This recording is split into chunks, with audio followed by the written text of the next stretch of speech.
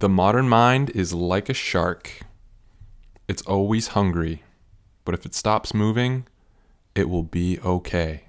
I promise. In fact, if our minds would just stop wriggling around all the time, most of our problems would drop away like overcooked meat falling off the bone. This is one of the greatest secrets I have ever learned in my life. Why do we encourage our brains to hunt for content like sharks in open water without discernment of what we're ingesting? If you've grown up in the West or in any Western-influenced cultures of the modern age, you probably, deep down, know the answer to this question. We've been indoctrinated into a cultural system that worships entertainment, and our brains have been programmed to constantly seek out distractions and filler activities when faced with downtime or hardship. This isn't a conspiracy theory, and yet most of us are buried so deep beneath the daily rubble of the entertainment media industries that we forget our situation. These multi-billion-dollar corps perpetually murk up the water with fish guts and blood, increasing our daily hunger for stimulation. No longer is it normal for a person to simply sit with themselves in quietude and question the way things are. Now we must always look busy, or else our comrades will start to wonder about us. Stimulation must be within reach at all times for normalcy to continue its mirage. Long ago, during an important epoch of history, the sages of the East and their later proponents began comparing the unbalanced minds of men to the personalities of a rambunctious primate. The monkey mind, they called it. The mind that couldn't sit still even if it wanted to.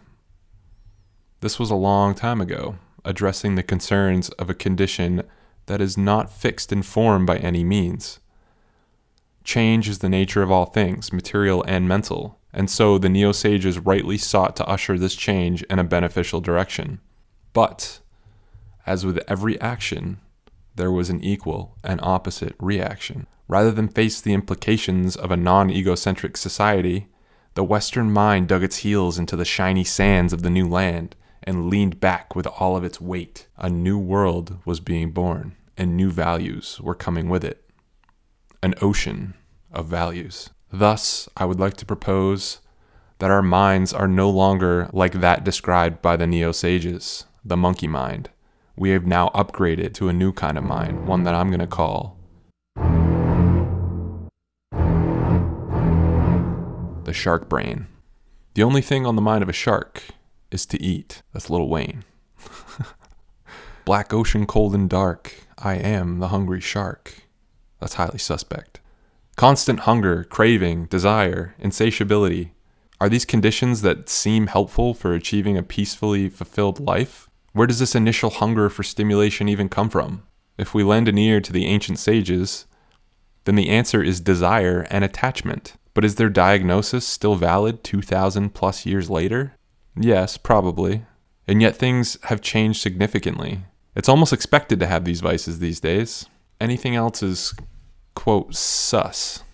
In the Western world, whatever we could possibly crave is always available to us, assuming we have the money for it or a debt card.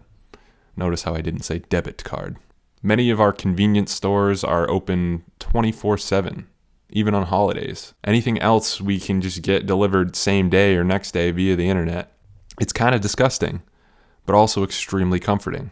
Like the stomach and all vital organs, the brain is capable of adapting to the environment. If my environment is filled to the brim with mental, emotional, and physical stimulants, then my biological expectations for these things increase accordingly. Right? If I spend years consuming 10,000 calories per day, my stomach is going to expect, at minimum, 10,000 calories per day. Anything less will feel like hunger. But do I really need 10,000 calories per day? No, I hope not. Similarly, our brains crave an overabundance of stimulation, information, and entertainment. But do we need it? A certain amount of mental stimulation is necessary for our cognitive functions not to wither into a useless lump of beans, I'll admit. But if I start watching 35 hours of television per week, I will most likely feel like I need that amount of consumption to maintain the same state of mind that I've become accustomed to, and my brain will still turn into a lump of beans. So what about mental hygiene? Returning to the premise of this video, why is this overactive brain something that needs addressing? Is it really so wrong to keep the mind perpetually engaged? Well, for one, it really depends on you. The problem with the shark brain running the show in a human body is that it will eat anything. It doesn't discern between a healthy meal and a nasty rubber boot. A great white shark just chomps and swims, never stopping. The quality of what is being consumed is just as important as the quantity. So if you consume only McDonald's every day for 10 years, your body will probably reflect that. Likewise, if you consume Trailer Park Boys and Grey's Anatomy every day for 10 years and nothing else, your mind will probably reflect it. When consuming entertainment, try asking yourself this: does this have nutritious mental value? It's the same way you would discern between certain types of foods. My mantra for that is let's consume responsibly for both mental and physical consumption. And secondly, the question of why we are eating so much and so often is beneficial to ask ourselves. Is there a void to be filled?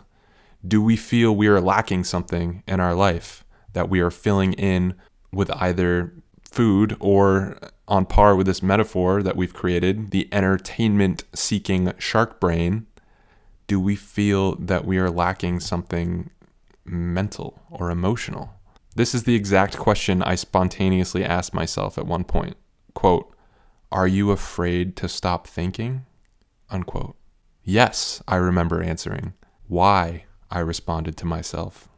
I obviously can't answer this question for you. It's pretty subjective, but I can relay to you my own personal answer. I was afraid of boredom because in the midst of nothingness, I'm forced to confront myself. Basically, if my mind were to stop moving, I knew I would be forced to face the existential reality of my situation, and all my mental issues would come flooding to the surface. Boredom felt to me like drowning in my own pain. But here was the stem of my confusion. I realized somewhere along the way that this aversion to boredom was a misunderstanding about myself and my relationship with the world. I was confused about who I was. Instead of confronting myself as I am, I chose to define myself with concepts and things, stuff that I was good at or terrible at or loved more than anything. My identity depended on my relationship with other things. The problem with this is that when those things that sustain our identity disappear, we simply replace them with new things. Rather than risk identity crisis or, God forbid, learn a little something about ourselves, I feel like everybody listening to this understands the idea that our psychological selves are constructions, what some schools of thought call the ego. The ego is a product of thought, and thought is the product of a moving mind. So if thought comes to a halt and the mind settles, the ego loses its fuel and fizzles out. You can probably see the reason why when we identify with the ego too strongly, we tend by natural instinct to feel extremely uncomfortable in the presence of boredom. Boredom is the equivalent of death for the ego. So here's a solution that has worked for me. Every person has lived a different life and experienced things that have conditioned their brain in ways that I probably can't relate to. But I will share with you what worked for me. Cultural conditioning brought me into a mindset that craved entertainment and despised boredom. I figured conditioning in the other direction would work just as well. And in my humble opinion, this is exactly what meditation is for. It's just my interpretation, at least. Not engaging with thought, but objectively watching whatever happens on the screen of the mind as it's happening, without judgment. For at least an hour a day, I try to sit, not participating with anything in particular, internal or external, and I try not to immediately succumb to the urges of activity that roll through my head. I just let them do their thing. It doesn't mean I have to engage with them. They're there, but they're not necessarily mine. If the pressure to get up and do something becomes too strong, I don't fight it. I allow my body to kind of do what it wants. Otherwise, I'll remember how uncomfortable I was, and I probably won't want to sit down the next time. So take it in strides. This shouldn't be approached as a conflict between you and your wandering mind. Instead, treat it like a game. Have fun with it. Over time, probably a much shorter time than you would expect, a space begins to open up within the boredom, and you'll start to move beyond it. Something playful and natural starts to shine through the anxiety of stillness and silence after a while. Maybe something that has been there all along, drowned out by a noisy world that never tends to sleep. Who knows? Anyway, thanks for listening, and I'll see you next time.